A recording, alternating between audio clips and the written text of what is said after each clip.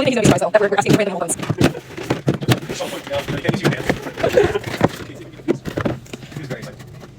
Oh, yeah, I could. We'll do one of my freaking unsettling things I asked him for the other day, yeah.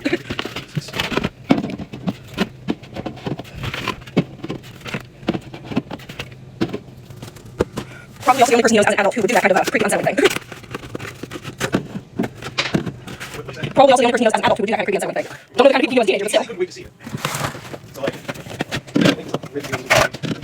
But also to her chopsticks, you know. Because she uses those big spiky things to hold her hair back. Oh, chopsticks. No, not chopsticks, chopsticks. Knitting needles. They're called chopsticks. When they're hair sticks.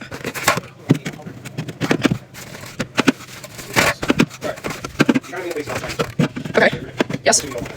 I am very rarely in the mood for Chinese these days for some reason. But I know you really like it.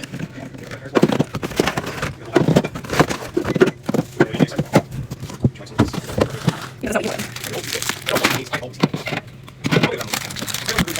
Yeah, she loved those ones. Yeah. Yeah.